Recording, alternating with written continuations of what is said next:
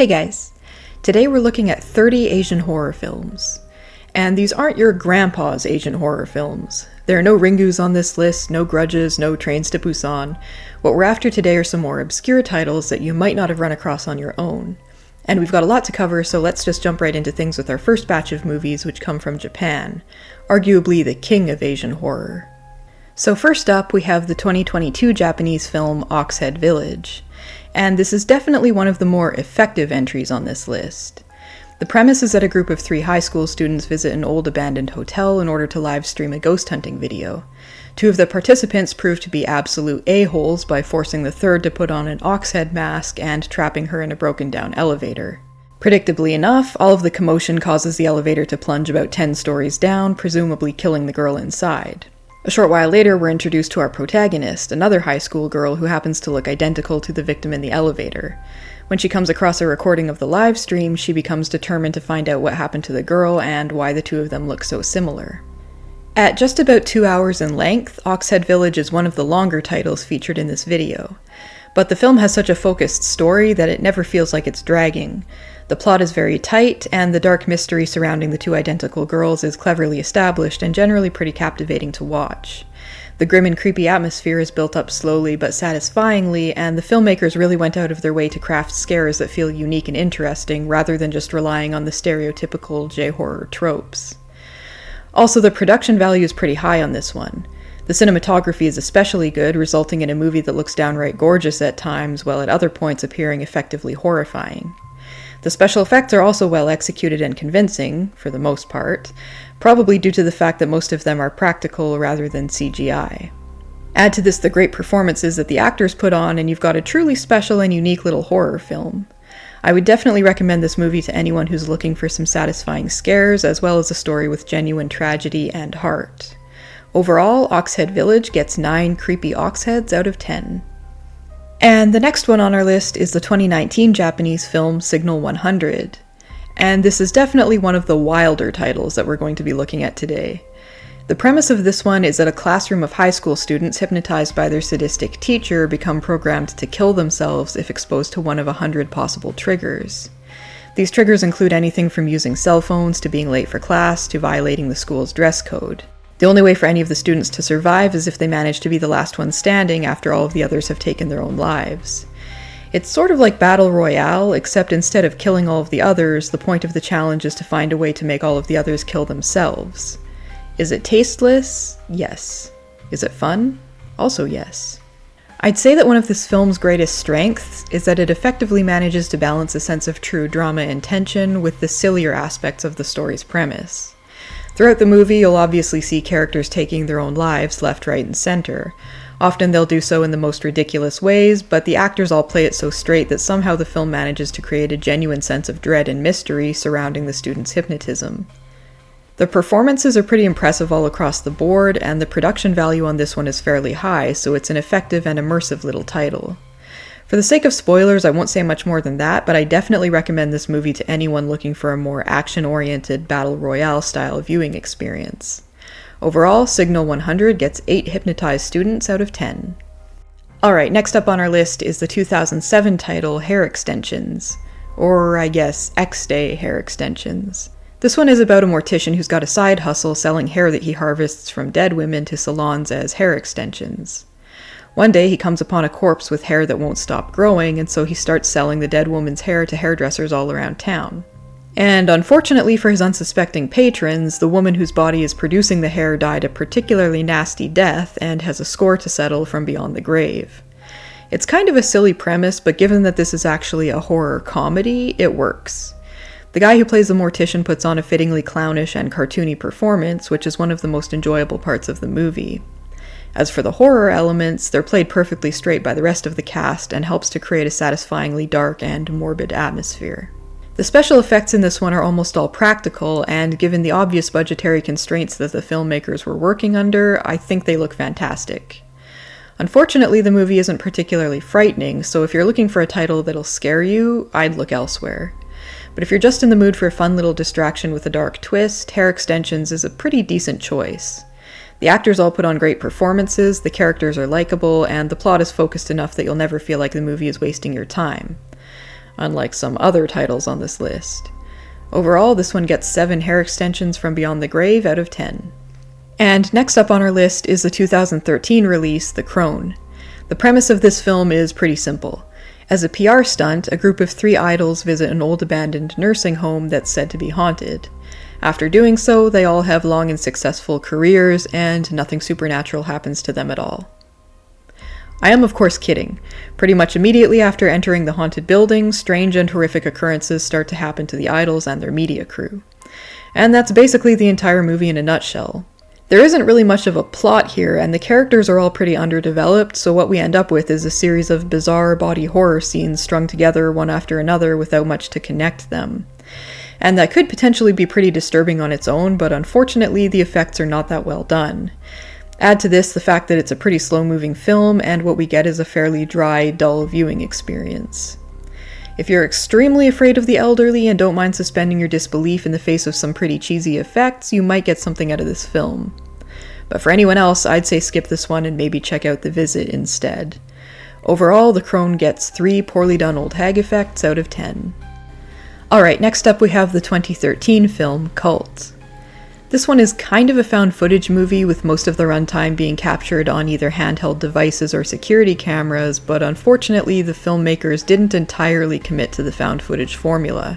Toward the end of the movie especially, the whole found footage conceit is just dropped, with the last 10 minutes or so being filmed using more standard techniques, so the overall experience doesn't feel very cohesive. In terms of plot, the film begins with 3 actresses agreeing to visit a haunted house during an exorcism as part of a PR stunt. What follows is pretty much your standard exorcism movie with very few surprises to be found. There's really nothing new here at all, and unless you've literally never seen an exorcism flick in your life, you won't find anything fresh or interesting here. One pet peeve I usually have with found footage movies is that they often feel like the filmmakers only have about 20 or so minutes of material that they pack with boring padding in order to stretch their film out to feature length. As a result, these sorts of films tend to feel like most of their runtime is just running out the clock and wasting the viewer's time. Fortunately, Cult at least gets to the point pretty quickly, and there's always something pertinent to the plot happening on screen, so it's got that going for it. It's just too bad that the events in the film are so dry and, for the most part, predictable. It doesn't help that the production value is extremely low and that the dollar store CGI effects look so ridiculous. Seriously, there are multiple points throughout the movie where one character or another will just start expelling, I guess, evil energy from their mouths, and these sequences always just look like the characters are squeezing logs of shit from their lips. Sorry to get so graphic, but that's honestly what it looks like. Cult is only about an hour and a half long, so usually I'd say that at least it doesn't take much of your time, but the events in this film are so dry and boring that it feels like it drags on for an eternity. If you're looking for a fun little exorcism flick, I'd say look elsewhere because this one most likely isn't going to do it for you. Overall, Cult gets 2 failed exorcisms out of 10. And that about does it for the Japanese films on this list, so let's move on to some Korean cinema. The first Korean title that we're going to look at today is one of my favorite entries on this list, the 2017 film Dead Again. This movie is about a young heartthrob university professor named Thomas who's having an affair with one of his students. But when their relationship is exposed, Thomas is fired from his position. Unsure where to go or what to do next, he heads to a street market to consult a psychic.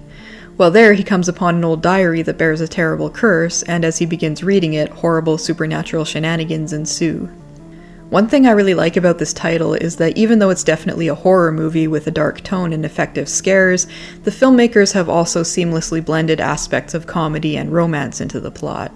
In a less well-made movie, the shifts in tone might come across as clumsy and discordant, but as it is, the director of Dead Again manages to combine these seemingly conflicting elements extremely well.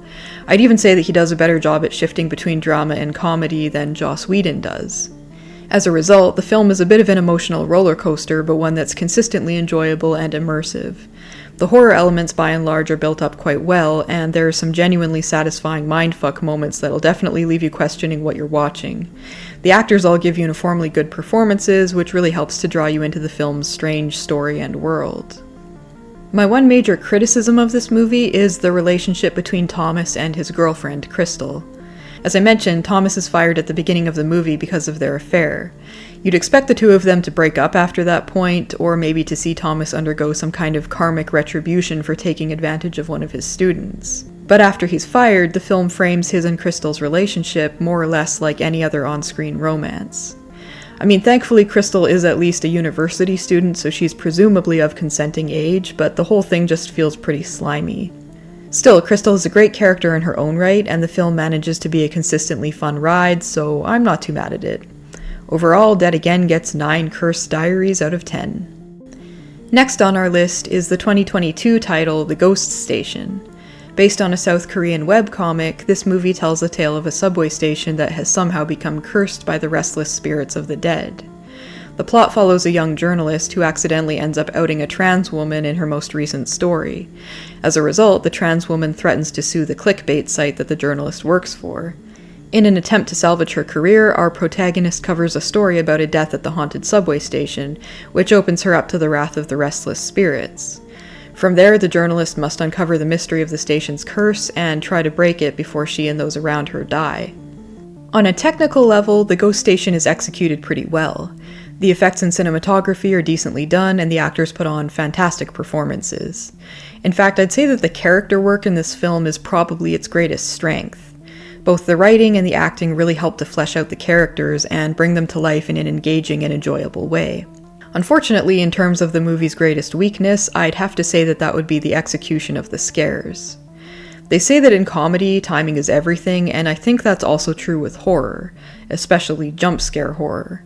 There are a lot of quick, sudden scares in this film that sadly fell pretty flat for me, and I think that's because the timing was just a little off. I also found the nature of the horror and the background of the ghostly entities to be pretty reminiscent of Ringu, especially the novel. Actually, the whole premise of a reporter looking into a series of paranormal deaths is also pretty derivative of Koji Suzuki's book. And that doesn't necessarily make the movie bad, it's just that if you're into Asian horror at all, nothing in this film is going to particularly surprise you. Still, it's an enjoyable enough ride, and if you're in the mood for a dark mystery, you could do a lot worse than this film. Overall, The Ghost Station gets 6.5 haunted train platforms out of 10. Next up is the 2009 film Yoga Hawan. This Korean title tells the story of a woman named Hyo Jeong who works as a co-host on a lingerie shopping channel. But when she ends up losing her job to a younger, prettier woman, Hyo Jeong begins to suffer a nervous breakdown. In an attempt to salvage her sanity, she joins an intensive week-long yoga course that has some very strange rules. Cell phones and mirrors are banned, as is unauthorized eating, and none of the participants are allowed to bathe within an hour of yoga practice. So yeah, there are some pretty intense cult vibes going on. Shortly after joining, Hyo Jeong hears a rumor that whoever succeeds at the yoga course will awaken her kundalini, or essentially achieve an enlightened state of perfect beauty. The only catch is only one student at the course will be able to awaken her kundalini. Horrific shenanigans ensue as the women participating in the course begin breaking the rules one by one, as well as attempting to sabotage one another. One thing I really like about this film is that it's not afraid to make the main character look bad. And I don't mean physically. Before she enters the yoga course, we see the uglier aspects of Hyo Jeong's personality, which help us to understand why she's so desperate to change herself both inside and out. And Hyo Jeong's search for beauty highlights the main theme of the film, which is grotesque womanhood, or the grotesque state of being a woman, I guess you could say. One thing that the film really does a good job of conveying is the unfortunate reality that a woman's worth in society is directly tied to her physical attractiveness. In most cultures across the globe, women who are young and beautiful are far more valued by society than those who are older and less attractive. So when Hyo Jeong and the other women become increasingly desperate to be the one to awaken their kundalini, we understand the fear, anger, and bitterness that drive them along their dark journey. So generally speaking, it's a pretty interesting movie with a relatable enough protagonist. The only real problem I found with Yoga Hawan is that it's just not a very scary movie. The filmmakers do a decent job of creating a dark, foreboding atmosphere, but when push comes to shove, I just didn't find any of the scares to be that effective. So overall, I'd give Yoga Hawan 6 impossible yoga poses out of 10. Alright, the next entry on our list is the 2011 film, The Cat. This movie follows a woman named So-yeon who works as a pet groomer. One day, one of her customers is murdered in an elevator with the only witness being her pet cat. After the customer's death, So-yeon agrees to take care of the cat, only to begin encountering strange and terrifying supernatural phenomena that seem to be linked to the animal. What follows is a dark mystery as the people around So-yeon start dying, leaving her to race against the clock and uncover the truth before her own life is taken. And honestly, I have some mixed feelings about this one. The story is decent, the lighting and cinematography are well done, and the actors all put on fantastic performances. There's quite a bit of effective character work put into the protagonist too, so you really come to feel for her as the story progresses and her situation becomes more and more dire. The cat also tackles some genuinely tragic themes, such as elder abuse and animal abandonment, which helps to accentuate the film's dark tone. With all this being said, though, the story does tend to meander a little more than it needs to, and at almost 2 hours in length, it feels as though this movie could have been edited down a little more in order to tighten up the plot. Also, the cat unfortunately relies a bit too much on jump scares, none of which are executed particularly well. In fact, sadly enough, I'd say that the scares in this one are probably one of the film's greatest weaknesses, which is kind of a problem for a horror movie. So even though I had a decent enough time with this film, I can't say that I'd recommend it to everyone. If you're just looking for a dark little story to escape in for a while, you could do a lot worse than The Cat. But if you want a film that will actually scare you, I'd recommend looking elsewhere. Overall, this one gets 6 creepy paranormal cats out of 10. And the last Korean film that we're going to be looking at today is the 2018 title, The Night Shift.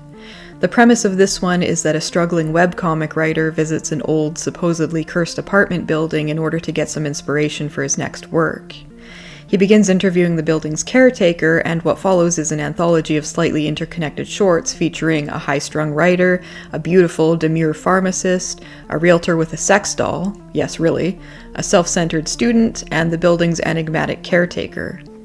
Each story runs about 10 to 20 minutes long and focuses on one of the aforementioned characters. There's a kind of Tales from the Crypt vibe to the whole thing, with the character saying or doing something morally grey and then reaping some sort of supernatural punishment in return. It's a great little collection with a satisfyingly dark, foreboding atmosphere and some well-executed scares. The actors all perform well in their roles, and the special effects, most of which are practical, are utilized effectively. Generally, this was just a fun viewing experience, and I don't really have much else to say about The Night Shift, except that it's one of the best movies on this entire list. I'd recommend it to anyone looking for a well-directed, tightly crafted horror movie. Overall, The Night Shift gets 9 cursed apartment buildings out of 10. And with that, it looks like we've reached the end of our Korean titles. So without further ado, let's move on to China. The first Chinese film that we're going to be looking at today is the 2018 title, Susu and the House of Secrets. And even though that sounds like a children's book, I promise you it's a horror movie. The premise of this one is that a pair of university students take a job translating old films at a mansion where a famous Chinese opera star is said to have taken her own life. Once they arrive, our two protagonists discover that there's much more to the old manor house and the people who live there than meets the eye. It's a pretty solid premise for a horror movie, but honestly, this one left me feeling pretty ambivalent. On the one hand, the actors all perform extremely well, and the movie is certainly beautiful to look at. There's a consistently dark, eerie tone throughout, and the filmmakers do succeed at making the old manor house that the movie is set in feel sufficiently creepy and mysterious. But on the other hand, the plot is pretty convoluted, and at nearly 2 hours in length, it does overstay its welcome from time to time. Also, depending on your views surrounding trans representation in media, you might find this one to be somewhat problematic due to the treatment of a certain character in this film. Aside from that, I don't really have much to say about this one. Susu and the House of Secrets is a fine movie that does enough right that it keeps the viewer engaged and guessing at the film's mystery through most of the runtime.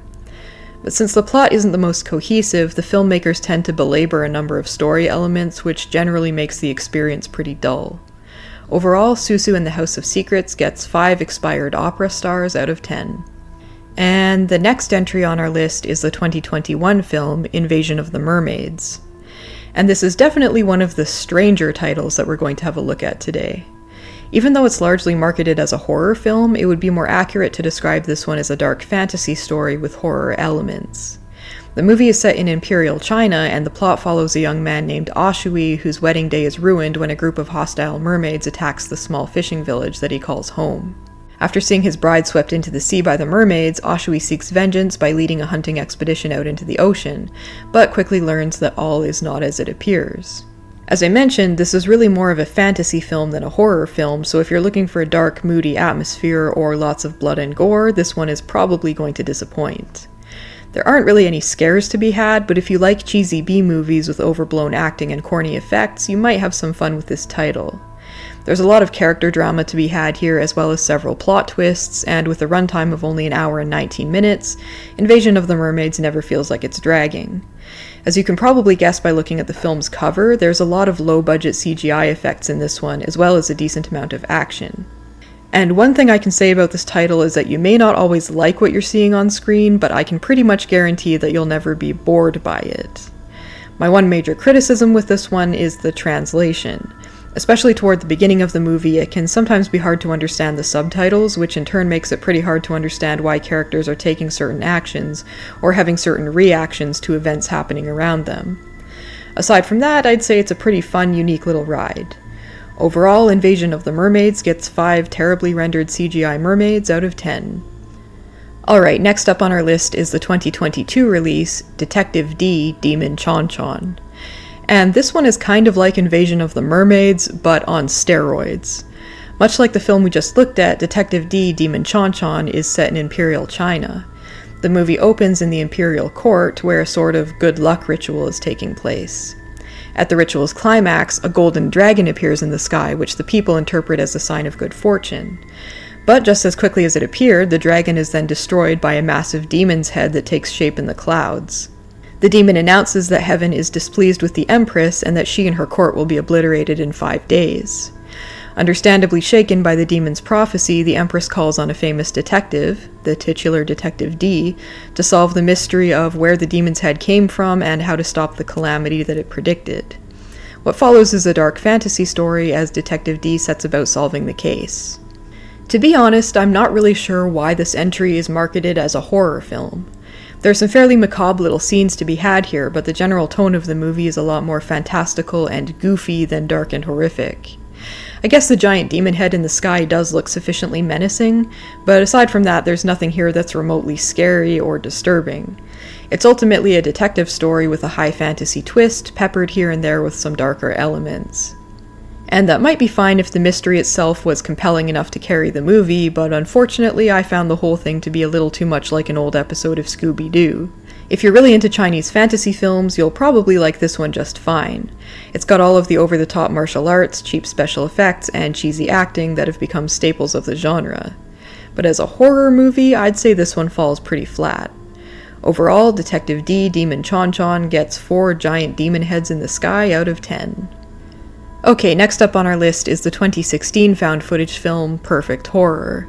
The premise of this one is that in order to shoot the perfect horror movie, a film crew enters an abandoned factory that's said to be the most haunted place in northern China. The crew then has an uneventful shoot, and everyone involved goes on to have long and fruitful careers. I am of course joking. Despite being warned by the building's caretaker to leave before it gets dark, the film's director decides to keep shooting well into the night, which, as you can probably guess, results in spooky supernatural shenanigans. I'm not usually much of a found footage person, but I found this movie to be enjoyable enough, and I think that part of the reason for that is that it's only about an hour long. So while a lot of found footage movies out there will drag on with nothing really interesting happening on screen, the filmmakers behind Perfect Horror really took advantage of every minute of the film's limited screen time. Whether it's a comedic moment establishing the fact that the director is a horny slimeball, or a creepy scene setting up the paranormal events that plague the film crew, there's always something here to hold your attention. My one criticism of the film is that we never actually get a backstory on why the factory is haunted. We're just told that it's the most haunted location in northern China, and then the scares begin. But aside from that, I'd say that Perfect Horror is a pretty well put together movie. It's a short, simple story with a couple of twists here and there, as well as a decent amount of effective scares. If you're into found footage films and are looking for a title that won't waste your time, I definitely say give this one a chance. Overall, Perfect Horror gets 7 haunted factories out of 10. And our last Chinese title is the 2020 release, Killer Bee Invasion. In this supposed creature feature, a group of scientists find a sort of medical fountain of youth in the genetic structure of a particularly deadly killer bee. But as you can probably guess, things go awry when the bees start attacking the science team. Not that we get to see the attack. That might actually be interesting. Instead, the plot kicks off with a group of mercenaries being called in to help the scientists, and for the first 30 or so minutes of the film's runtime, we just watch as the mercenaries stumble around in the woods, heading for the research center and encountering exactly 0 killer bees. In fact, for a movie called Killer Bee Invasion, there are remarkably few killer bees at all in this film. Heck, wild dogs pose more of a threat to our protagonists than any insects do. I actually clocked it, and in this hour and 20-minute long feature, killer bees only have about 5 minutes of screen time. Anyway, after the mercenaries find the research center, we then get to watch them stumble around the woods some more, this time with a few scientists in tow. And that's basically the entire film. It's kind of hard to express exactly how little actually occurs in this movie. In fact, I'd say that this is the bare minimum of what can be called a movie. If you really like watching actors wander around aimlessly in the woods, then I guess you might enjoy what this film has to offer. But for anyone else, I can't say that I'd recommend this one unless you're out of melatonin and need something to help you fall asleep. Overall, Killer Bee Invasion gets 1 Killer Bee cameo out of 10. And with that being said, it looks like we've come to the end of our Chinese films, so it's time to head to Taiwan. And the first Taiwanese movie that we're going to be looking at today is the 2014 title, The Tagalong. And apparently this one is actually the highest grossing Taiwanese horror film of all time, so it's no surprise that The Tagalong is one of the better movies on this list. Based on a real-life urban legend, this movie tells the tale of a ghostly little girl in red who has a habit of causing the people she encounters to disappear. The plot follows a young man named Wei who lives with his grandmother and has aspirations of marrying his girlfriend of 5 years, Yi Chun, who has no interest in marriage at all. While the pair attempt to hash out their conflicting life plans, Wei's grandmother goes missing, which sets off a horrifying chain of events for Wei and Yi Chun. I won't lie, the scares in this one are generally not that effective, and I'm pretty sure that that's because most of the special effects in this movie are CGI rather than practical, and the animation just isn't that convincing. And that's kind of amazing to me because I looked this film up on Wikipedia and there are apparently no less than 4 actors credited as playing the little girl in red. Not that you'd know it from watching the movie, since the little girl is almost exclusively rendered through CGI during the film's runtime. Personally, I think it would have been better to just rely on the actors and scrap the CGI, but admittedly I have a bit of a bias in preferring practical effects. Anyway, what this movie lacks in well-executed scares, it more than makes up for in heart. The main theme of the film is family, and the filmmakers really go out of their way at the beginning of the movie to establish the main characters and their various connections to one another, as well as their conflicting motivations. So when the horror elements start to rear their head, the audience is deeply invested in Wei, his grandmother, and his would-be fiancé, which lends an element of tragedy to the horror that befalls them. Also, the last 10 or 20 minutes of the film have some truly messed up scenes, and while the unconvincing CGI does rear its head here, the ideas alone are enough to send a shiver down your spine. Or at least they were for me. So, while not being the scariest entry on this list, I do generally think that The Tagalong is a well-executed movie, and I definitely recommend it to anyone looking for a unique spin on the horror genre.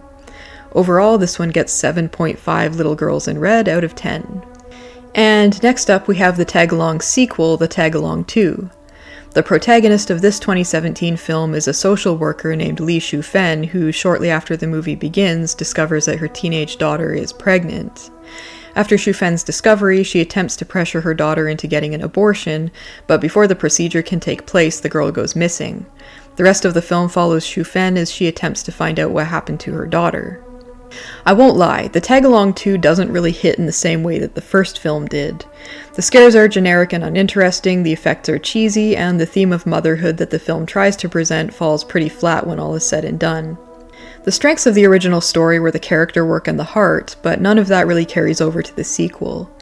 In the first place, we've barely been introduced to the main character or her daughter when her daughter goes missing, so it's kind of hard to get invested in their struggle. And secondly, none of the characters in the sequel are as interesting or sympathetic as the characters in the original were, so again, it's hard to muster the energy to care much about them at all. The movie does at least give us the origin story of the little girl in red, but honestly, it's not that compelling.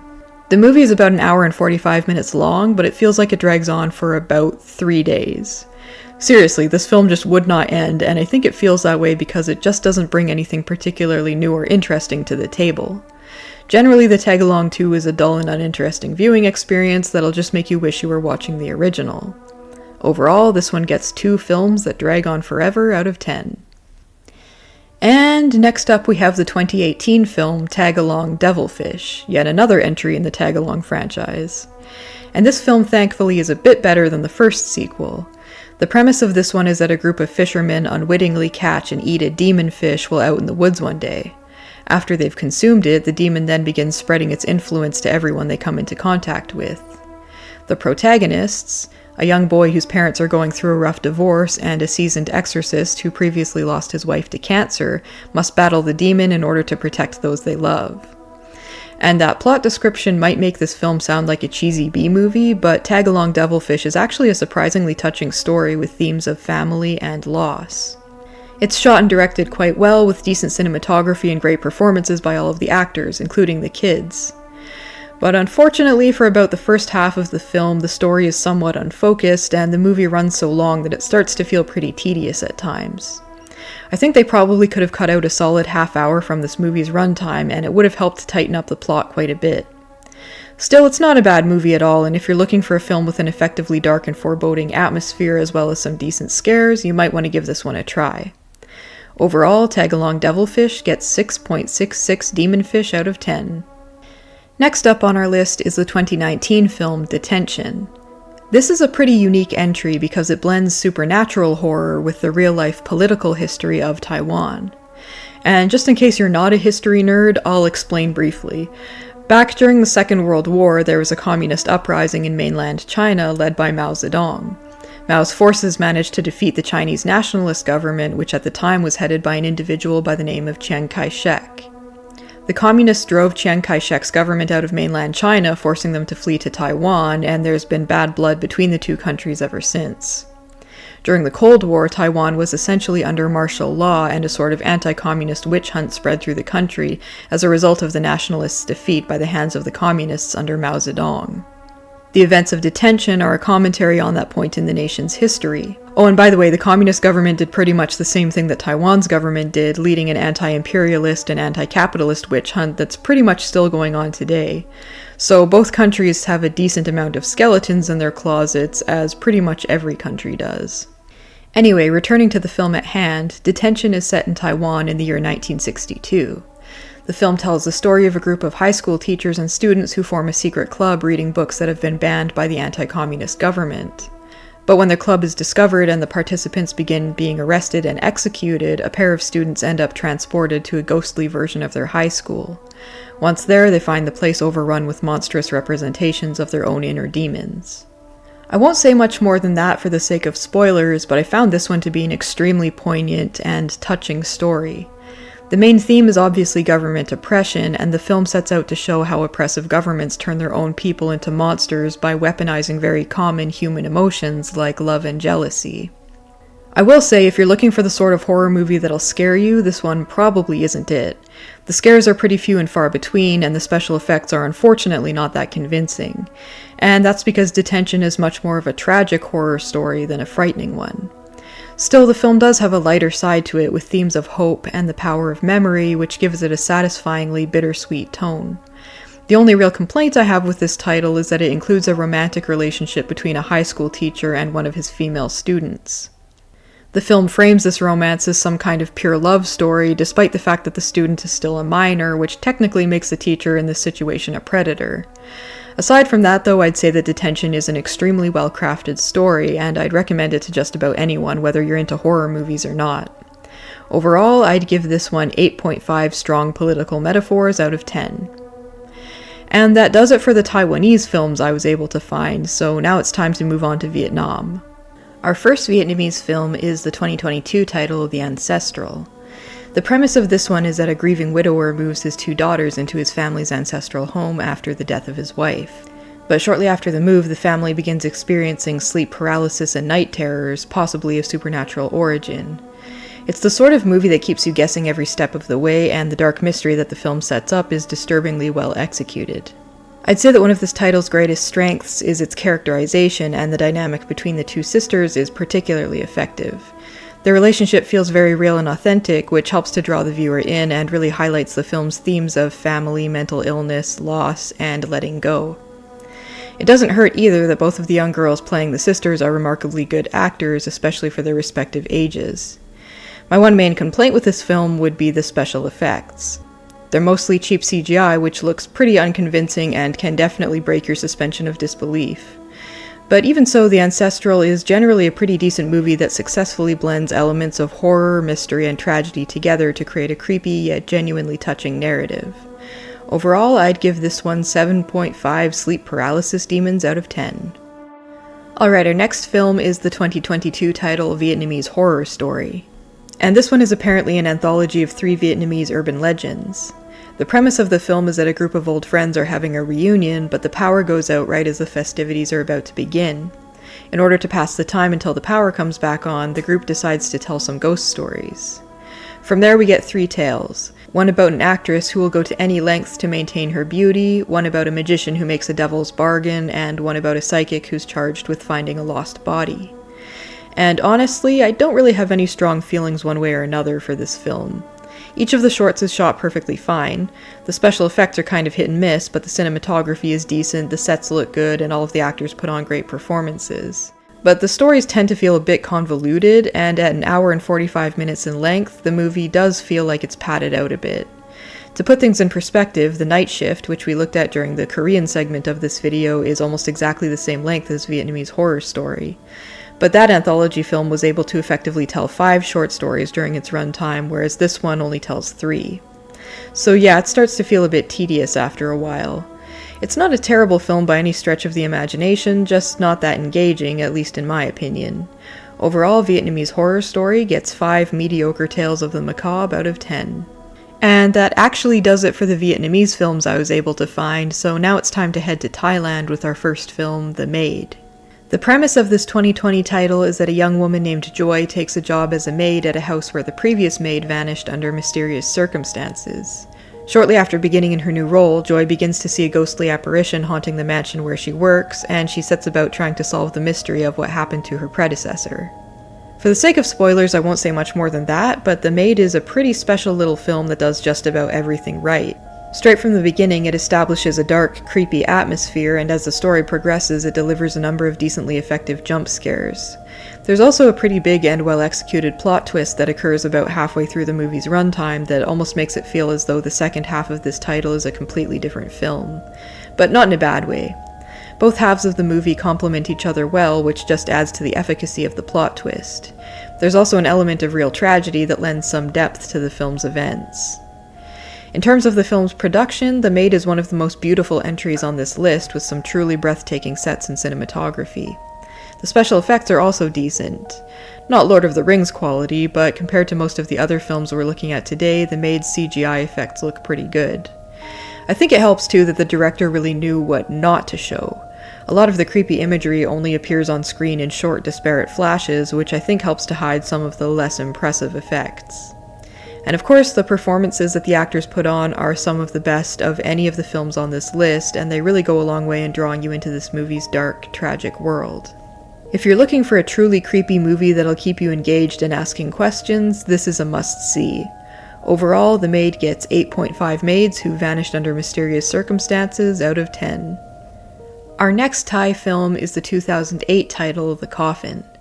The premise of this one is that a man and a woman who are strangers to one another both take part in an ancient Thai ritual involving a mass mock funeral. After their own fake funerals are performed, both characters find that their prayers have been answered, but soon begin experiencing horrific paranormal activity. I looked the fake funeral ritual up, and apparently it's a real tradition that people in Thailand sometimes take part in. From what I understand, the idea is that a person can gain a kind of fresh karmic start by attending their own mock funeral. And I'm sure that there's a lot more to it than that, but The Coffin doesn't really go too deep into the ritual itself. Instead, the film focuses on what happens to the 2 main characters after taking part in it, namely the supernatural scares. Honestly, I think that this film had a lot of promise considering the ritual that the story is based on, but unfortunately the overall experience of this one is just kind of dull. There's virtually no character work done with either of the protagonists, so we're kind of just left watching 2 people we know nothing about experiencing paranormal activity that we don't really understand, at least until some minor plot twist comes along to fill us in on what's been happening. There's also not really much of a plot here. The characters just sort of meander around, moving from one horror set piece to another without much to link the various scenes together. Generally, it's pretty underwhelming, and I can't say that I'd recommend this film to anyone. Overall, The Coffin gets 2 mock funerals with terrible results out of 10. The next entry on our list is the 2016 film 13 Secrets. The premise of this one is that a young woman named Pia joins the crew of a ghost hunting show only to discover that she possesses psychic abilities which allow her to see and hear the spirits of the dead. From that point on, the film crew visits the sites of 13 hauntings around the city of Bangkok. At each site they visit, the characters experience increasingly hostile paranormal activity.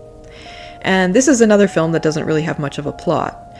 The film crew just moves from one haunted site to the next while some fairly uninteresting scares ramp up around them. It all culminates in a climax that's honestly pretty bland. There is a decent twist at the very end of the film, but unfortunately by the time I got there I wasn't really that invested in the characters, so it didn't really hit home in the way a good plot twist should.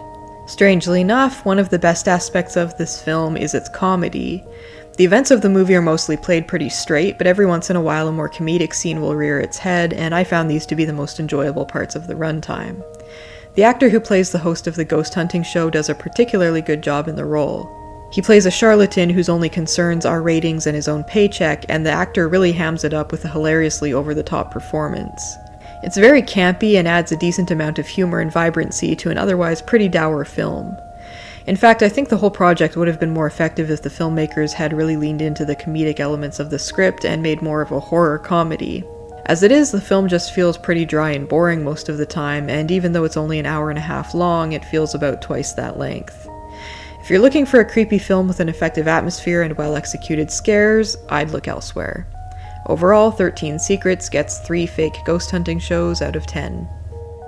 Alright, next up we've got the 2008 film Sick Nurses. And this is quite a weird one. The premise is that a group of nurses at a certain hospital are making extra money on the side by harvesting organs from patients and selling them to rich buyers. When one of the group members threatens to expose the others for their crimes, the rest of the nurses kill her. But 7 days later, the ghost of the murdered woman returns to wreak vengeance on her murderers. It's a pretty solid premise for a horror movie, but unfortunately, in my opinion, the execution falls pretty flat. This is yet another film that doesn't really have much of a plot, but instead just sort of meanders from one bloody death scene to another. And this time I'm pretty sure that that's because this is some kind of fetish film in disguise. None of the characters in this movie dress or behave like real nurses. Instead, they dress and behave more like nurses you'd expect to see in an adult film. Plus, for about the first 20 minutes or so of the movie's runtime, the characters just sort of prance around the hospital either in their underwear or in some kind of borderline fetish outfit, gossiping and teasing each other and basically doing anything but helping patients. They're then targeted one by the vengeful spirit of the woman they killed, and that's basically the entire movie. There's no character work to be seen here, no larger themes that are addressed, just a bunch of sexy nurses flouncing around a hospital and then being killed. In terms of the horror elements, there are some creative kills here as well as plenty of blood and some gore, so if that's your thing, you might like this title better than I did. But in general, I just found it to be kind of a disorganized, uninteresting film that doesn't bring anything particularly new or interesting to the horror genre. Overall, Sick Nurses gets 2 murdered nurses out of 10. The last Thai film that I was able to find is the 2015 release, Take Me Home. This one is about a young man named Tan who was in a car accident and lost his memories. After coming across a certain news article one day, he discovers that he's a member of a high society family, but when he returns home he finds that his family harbors a number of terrible secrets. This film is largely a paranormal mystery with a few plot twists here and there, so for the sake of spoilers, I won't say too much more about the plot than that. What I will say is that unfortunately the story is told a little sloppily, so it's not nearly as effective as it could be. The characters and their connections to one another are hardly established at all until fairly late in the film, so despite the fact that all of the actors put on pretty decent performances, it's hard to really become invested in any of the characters. And that turns out to be a pretty big problem when the horror elements start rearing their heads, because none of the scares in this movie really hit home the way they were intended to. And that makes most of the plot fairly dull and uninteresting. We sort of just end up watching the main character wander from place to place with very little agency, watching powerlessly as horrible things happen all around him. And in a better film that might work, but in this one it just ends up making the film kind of a long, confusing slog. That's a shame because the ending was actually pretty well executed, and at its core I do think this could have been fairly moving if the build-up to the conclusion had been crafted a little better. As it is, Take Me Home is just kind of a mediocre, forgettable viewing experience. Overall, this one gets 5 terrible family secrets locked away in the attic out of 10. Alright guys, that does it for Thailand. Next up, we're moving on to Malaysia with the 2006 film Dark Seed. This was my first foray into Malaysian cinema, so I was pretty curious to see what this movie would have to offer, but unfortunately Dark Seed is one of the worst entries on this list. The premise is that a single mother who conceived her child using in vitro fertilization moves into a new apartment building where her daughter begins acting strangely. As you might imagine, supernatural shenanigans follow. My one chief gripe with this movie is just that it's so damn boring. It's nearly 2 hours in length, and in my experience you definitely feel every single minute of the film's runtime.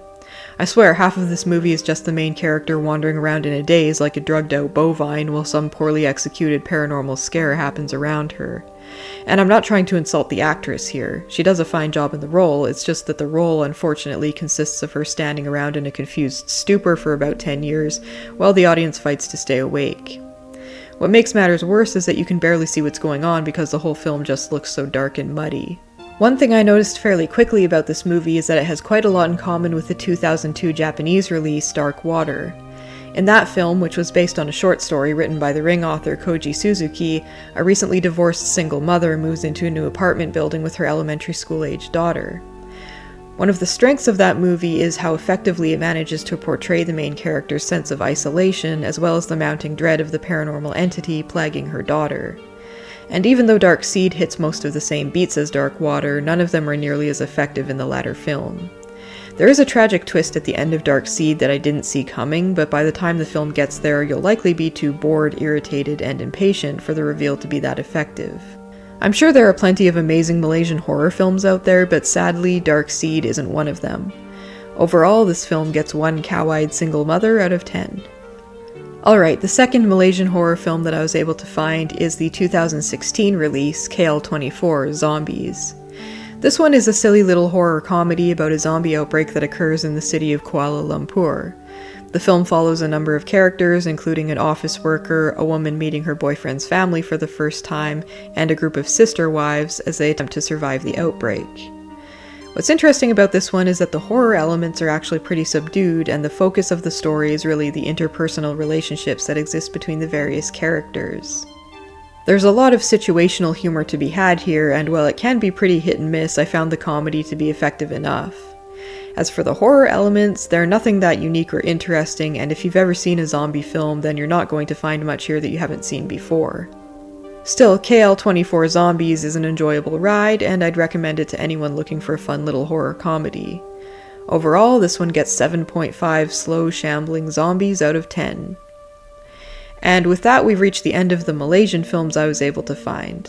Up next, we've got a couple of one-shots, starting with India. The only Indian film on this list is the 2022 title Vaj The Trail. This found footage film is about a YouTuber whose channel isn't getting much traction, so in an effort to expand his reach, he decides to spend the night in an old execution site in the woods that's said to be haunted. And that seems like a decent premise for a horror movie, but unfortunately this is my least favorite type of found footage film, the kind that seems hell-bent on wasting the viewer's time. The movie is only an hour and 20 minutes in length, and I'm not kidding, the first 20 minutes is nothing but an uneventful kayaking excursion. After that, we get about 10 to 20 minutes of the characters just messing around as they head to their haunted destination, eating at a restaurant, dicking around in the car, and so on. It isn't until about 30 minutes into the movie that the characters even reach the titular trail, and even then it takes forever for anything remotely horrific or scary to happen. I swear at least half of this film's runtime is nothing but various shots of trees. When the horror elements do start rearing their heads, honestly, they're kind of weak and logistically they don't make much sense. I won't give anything away for the sake of spoilers, but what I will say is that this film's attempts at being frightening fall pretty flat. Overall, this one is a boring, repetitive mess without any interesting ideas or redeeming characteristics. So sad to say, Vaj gets 1 uneventful shaky cam shot of trees out of 10. Alright guys, now we're going to Indonesia with our last entry, the 2021 title, Death Knot. This film begins with an old woman hanging herself in the woods. After the suicide, her estranged son and daughter return to the rural village where she lived in order to settle her estate. but once they arrive, they find that their mother's fellow villagers had all shunned her for supposedly being a witch. But that's all superstitious nonsense. Or is it?